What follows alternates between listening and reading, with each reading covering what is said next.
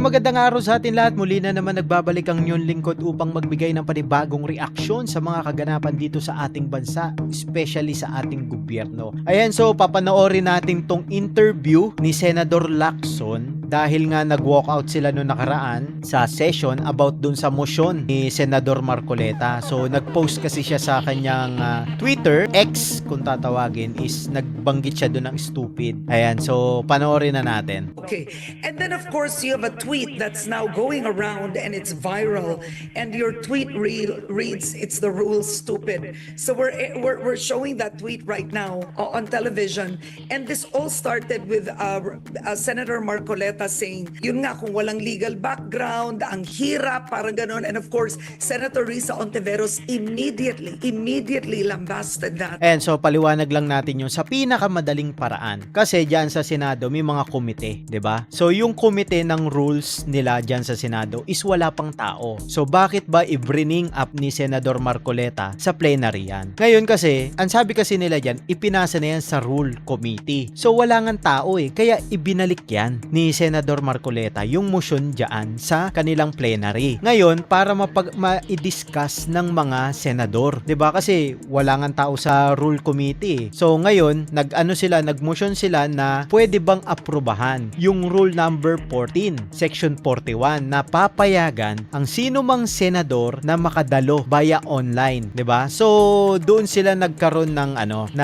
hindi pagkakaunawaan. Dahil nga hindi nila magets kung ano-anong rules ang binabanggit nila na kesyo bawal to dahil naibigay na yan sa Committee of Rules So wala ngang tao sa Committee of Rule. Kaya nga i-bring up ulit yan sa plenary para mapag-usapan yung lahat. So dahil nga sa ayaw nila na pag-usapan yon or ayaw nilang amyendahan at ayaw nilang makipag-debate, ang nangyari, nag-walkout sila. At tinake offense nila yon yung sinabi ni Senator Marcoleta na kapag walang legal background, malilito ka talaga. Kasi ang pinag-uusapan dyan, yung mga rules and regulation. Kagaya niyan, 'di ba, nung binanggit ni Senador Ping Lacson, yung about sa Rule 24. Anong sabi ni Senador Alan Cayetano? Mali. Ang rules na pinag-uusapan is Rules 36, 'di ba? Panoorin nyo ba yung walkout nila doon. Yun ang pinag-uusapan. So kaya lang umabot sa ganyan sa walkout nila. Dahil nga alam nila na wala silang kakainin doon sa mga binabanggit na rules. Kasi iisa lang ang abogado nila doon.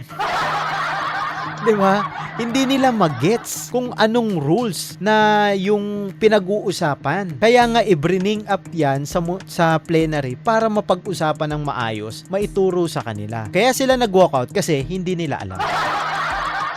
Yun lang yun. Saka ayaw nilang padaluhin talaga si Senator Bato. So, tuloy tayo sa ating video. It seems that your exchanges with Marcoleta have been getting more heated. Would that be the right description from the flood control investigation to now? Let me clarify, Karen. Idiomatic expression yan Ayan na, tignan mo. Nagsalita-salita siya ng stupid, tapos sasabihin niya, idiomatic expression yan. So, nagpapaliwanag na siya. Yan yung parang keep it simple, stupid. It's the economy, stupid. No? It's like, Pwede mong, para sa akin pwede mong gamitin yan sa ibang bansa, lalo-lalo na sa US at UK, yung western country. Kasi, nila yan understood nila yan culture nila yan Pero pagdating dito sa Pilipinas, hindi mo pwedeng sabihin yan, yung idiomatic expression. Kasi hindi yan part ng culture natin. Kumbaga, kabastos-bastos yang sinasabi mo. Wala kang respeto. Kasi, yun ang dating sa mga Pilipino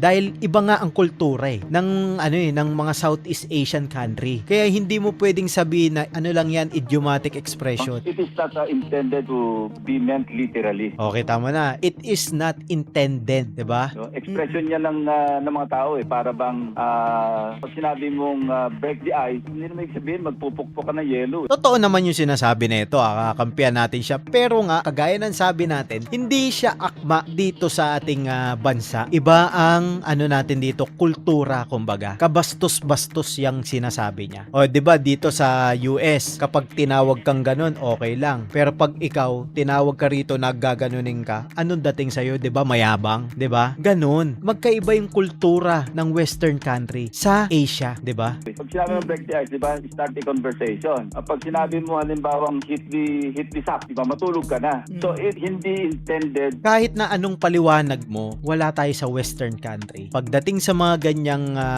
mga salita, is kabastos-bastos yan para sa ating mga Pilipino. Ikaw man to lumagay sabihin ko, you're so stupid. Pero joke lang yun para sa akin Pero ano ang take mo doon? 'Di ba? Bastos to 'di ba? To insult, hindi yan personal insult. Ano? Personal insult yan. Iba nga kasi kultura natin dito. Ang ano dyan, it is an idiomatic. Parang siya sabi, focus on the rules. Because ini-invoke niya, parang law. Pero kaya sabi ko, it's the rules, stupid. Mag-focus tayo sa rules. O 'di ba? Kinore ka nga ni Alan Cayetano na mali nga yung pinopokus mong rules. Kaya nga napaano ka, 'di ba? Napaupo ka. 'Di ba?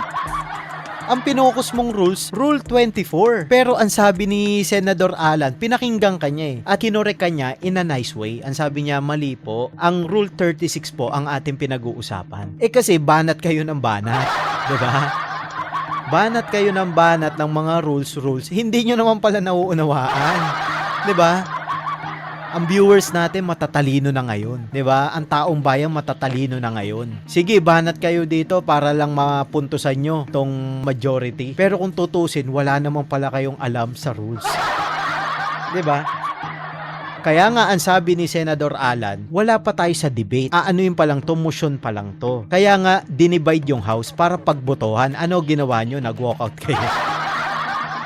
Kasi hindi nyo maintindihan yung rules sa Senado. Ano ba naman kayo, mga senador kayo, hindi nyo alam yung rules. 'Di ba? Ang tagal mo na dyan, nalito ka pa rin, ikinorek ka pa ni Senador Alan.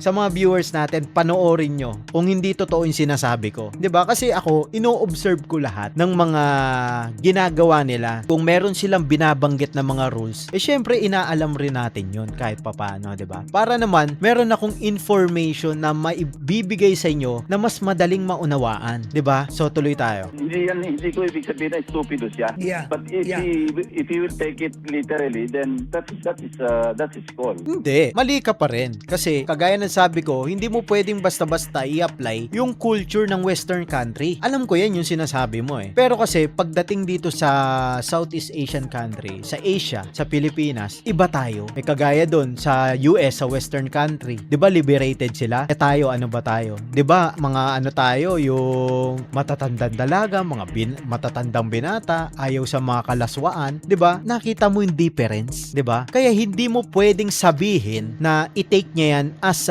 stupid talaga, 'di ba? Yun talaga ang dating nun, Senador Lacson, 'di ba? Pangungutya yan 'di ba? Hindi mo pwedeng dalin yan dito. Well, you're right about that because that idiom became famous during former US President Bill Clinton's time, right? Yeah. When somebody said it's the economy stupid, the economy was doing well, so he was not impeached during that time. But moving forward, Senator Marcoleta might bring this up on Monday. There is a possibility, and he may say he may call your language unparliamentarian. Tama, totoo naman kasi. Well, that's his call. If he takes it to mean literally, I said, ano niya, call niya yon. Pero ang sinasabi ko nga right now, and when I Hindi kasi bastos ka kasi talaga. Sa totoo lang, Senador Lacson, bastos ka talaga na dapat hindi mo sinasabi yon, 'di ba? Binabraso nyo na nga sila 'di ba, sa Senado Kitang-kita ng taong bayan. Ang kinakasuhan lang ng ombudsman ang majority. Bakit walang kinakasuhan sa minority? Si Erwin Tulfo, 'di ba, kalabag-labag sa batas yung pagbend ng law?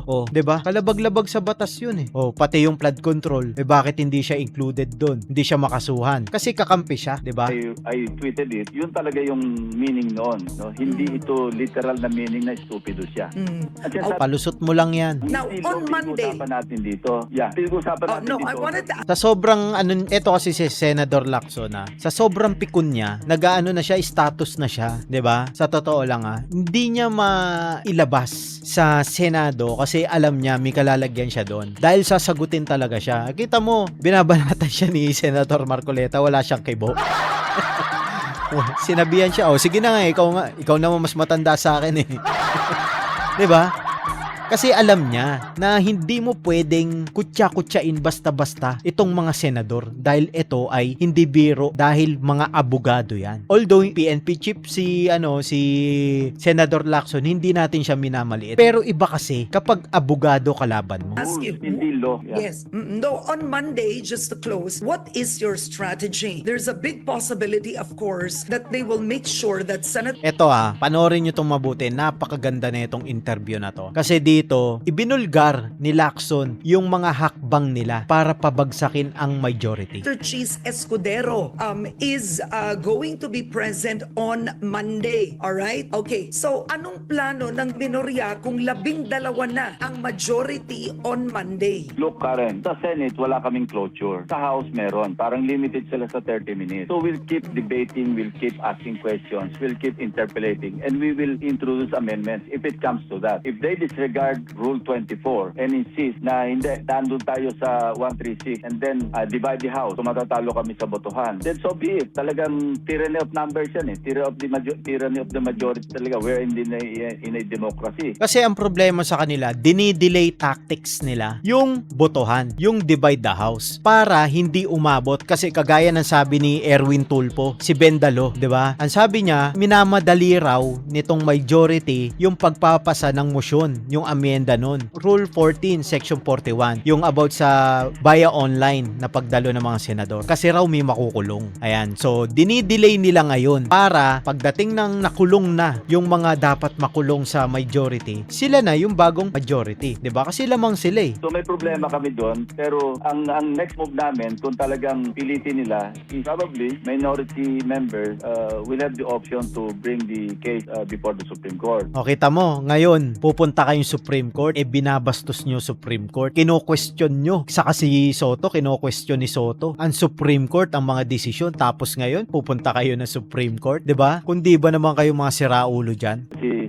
sabi ko nga, and I heard Senator Dillon, when you interviewed him, na basta't merong grave abuse of discretion, pwedeng pumasok ang Supreme Court. Like in the case of Balag, Alvin Balag, remember, we investigate. Paano magkakaroon ng grave of abuse? Dinidivide nga yung house eh. Binibigyan kayo ng chance na pagbotohan, 'di ba? Paano kaya magkakaroon ng grave abuse sa part na 'yon? 'Di ba? Hindi naman dinidisrespect yung yung position nyo eh, 'di ba? Binibigyan kayo ng chance na pagbotohan, pagdebatehan. Kaso ang ginawa nyo, nag-walk out kayo, 'di ba? 'Di ba? Kasi gusto nyo gawing crocodile farm ang Senado. Yun lang yun. Stated the hazing of Acho Castillo, and then we cited in contempt of the committee si Balag. But then he went to the Supreme Court and questioned discontinued detention. So ang jurisprudence na nag-exist, and it was within the power of the Senate and the Congress na mag-cite in contempt of the committee and or the Senate or Congress, and then ipa-detain. Pero nilipit na ng Supreme Court yun. Ang sinabi ng Supreme Court, hey, sobra na yan kasi yung case ng ni Arnold, para nakalimutan siya sa Muntinlupa. Ilang taon na, nakailang congresses na, nandun pa siya. So, the Supreme Court deemed it wise to limit the powers of Congress. So, pwede rin gawin ng Supreme Court yun, mag-step in, mag-intervene, because clearly, merong grave abuse of discretion. And that's the... Paano mo naman nasasabi nakakampihan kayo ng Supreme Court, 'di ba? Kasi based on rules, yung sinasabi ng majority. Paano mo naman nasasabi na papabor sa inyo ang Supreme Court, 'di ba? Ganyan ba kayo katiwala dahil ba meron kayong backup sa likod na si Ombudsman Boying Remulla, pati ang presidente, 'di ba? Kasi kung titignan mo kaya naman natin nabanggit yan si Ombudsman Boying Remulla. Bakit walang kaso ang minority? Bakit puro sa majority, 'di ba? Hindi nila nakumbinse na umanib sa minority yung ibang majority. Kaya ang sabi nila kakasuhan. Nagumpisa na ang kaso, 'di ba? Inumpisa na kay Cheese Escudero, Jingo Estrada, sunod si Joel Villanueva. Paano niyo naman nasasabing kakampihan kayo ng Supreme Court, 'di ba? Only reason why the Supreme Court would enter into the picture, kasi merong grave abuse of discretion. The other, of course, the other Porkit hindi nyo maintindihan yung rule, may grave abuse of discretion na agad, 'di ba? option would be for the Supreme Court not to step in, sabihin nila, wala kaming pakialam sa internal rules ninyo. So, it's up to the Supreme Court actually, but yun ang final option namin kung talagang pipilitin kami na i-adapt. Kasi natatakot kayo. Una, pag hindi na-impeach si BP Sara, alam nyo may kalalagyan kayo. Pangalawa, pag nakaboto si Senador Bato, alam nyo may kalalagyan kayo. Yun yung tinitibag nyo. Kasi pag natibag nyo yun at napakulong nyo pa yung tatlo, yung majority, magiging minority. Mahahawakan nyo yung vote ng Senate, 'di ba? So maghahari kayo. Pero ang kinagandahan lang nun, hindi nyo pwedeng palitan ang Senate President. Si Senator Alan pa rin, 'di ba? So ang kinakailangan nyo lang mabawasan sila para maging new majority kayo. Kaya yun ang pinaka-diskarte nyo, 'di ba? Yung ipakulong yung the rest na senador na pwedeng kasuhan, 'di ba? Or implement yung ganong klaseng rule, which to us is unacceptable. You know, Karen, Oo. unahan ko na kasi gagamitin nila ito sa amin. Ayan pakinggan nyo mabuti. When Laila de Lima was incarcerated in Camp Crame, co-authored yung resolution along with Senator Drilon and other senators to allow Senator de Lima to participate in committee hearings and plenary sessions. But that's all there was to it, participate. I don't think kasama sa resolution namin na she could vote. But of course, nandun din sa consideration namin, kailangan meron siyang leave of court because yung kanyang legal custody nasa RTC at the time. Ang legal custodian niya yung court. And then meron pa siyang physical custodian that yung permission nila should also be sought or we should have their permission. In this case, assuming hypothetical ito, Karen, I'd like to make clear, baka ma-misunderstood na naman. Now, we're not praying, we're not hoping that one or two or three of our colleagues would go. Sus, anong we're not hoping? Sus, 'di ba? Yun na nga sinabi ni Erwin Tulfo, minamadali dahil nga makukulong sa mga senador. Yan, nako, binobola mo na naman kami, Senator Lacson. 'Di ba? Hindi natatago sa amin yan. Go to jail. Oo. Pero kung mangyari yon, You're not hoping. Sino ba kaibigan ni Boyeng Rimulya? Nakanino ba si Boyeng? Nakanino ba kayo? Diba? Oh.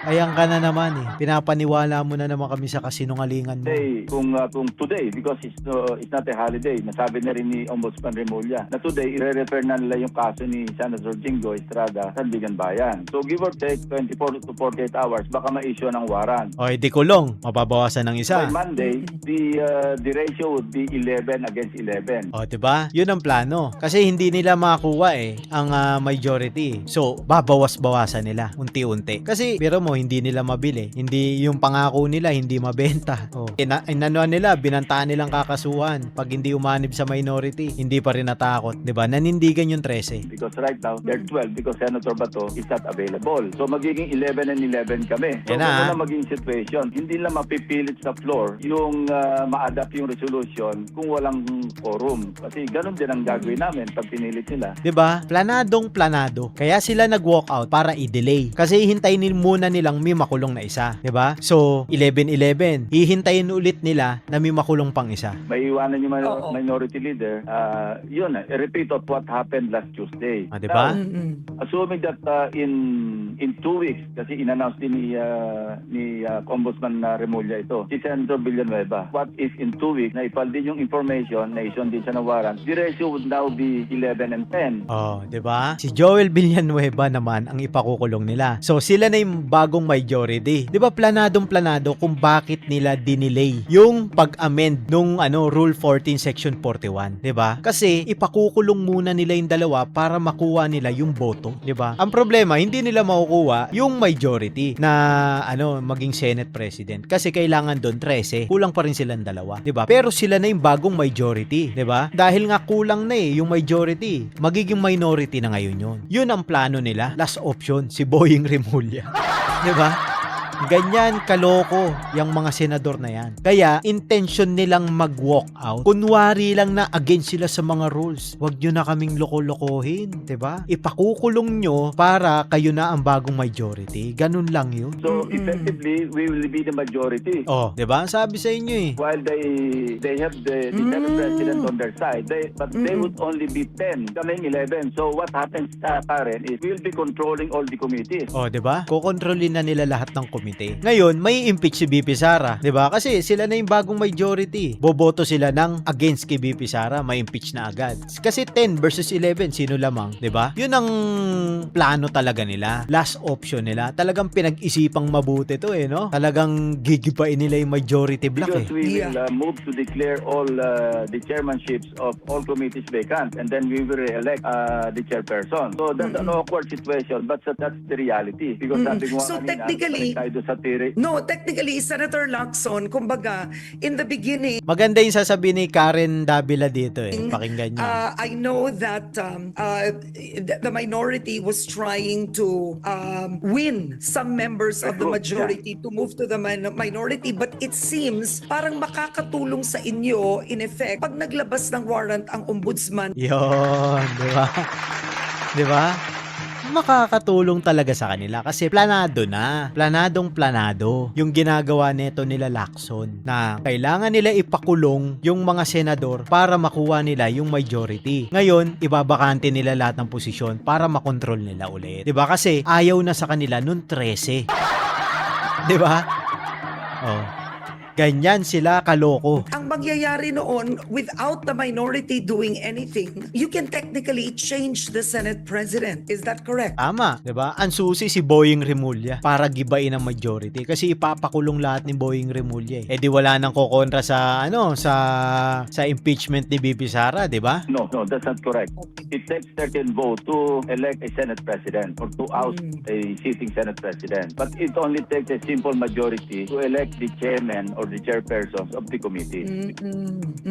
Pero Senate President, so kung gano'n ang situation, ang scenario, Senator Cayetano will be limited to a mere presiding officer. But he does not control the Senate because the controlling number would be 11 as it is now, again 10 of the former majority because mag-change na magsisip yung majority sa minority ngayon. 'Di ba? Talagang pinagplanuhan nilang ibagsak yung 13 kasi hindi nila makuha sa santong usapan Gusto nila sa santong paspasan Lahat ng panunuhol ginawa na nila, pananakot hindi nila nakuha. Kaya doon nasabi ni Senador Alan na walang onsehan sa 13 kasi hindi talaga pumayag, 'di ba? Ngayon, tignan natin kung makukulong talaga ng matagal itong mga senador na ipakukulong nila. Syempre, hindi namang papayag na basta-basta na lang makukulong yan. Yun ang nakakalimutan nila na meron ring itinatago itong mga to. Yun ang aabangan natin. Now, ang assumption dyan, another assumption is what if one or two moved over or cross over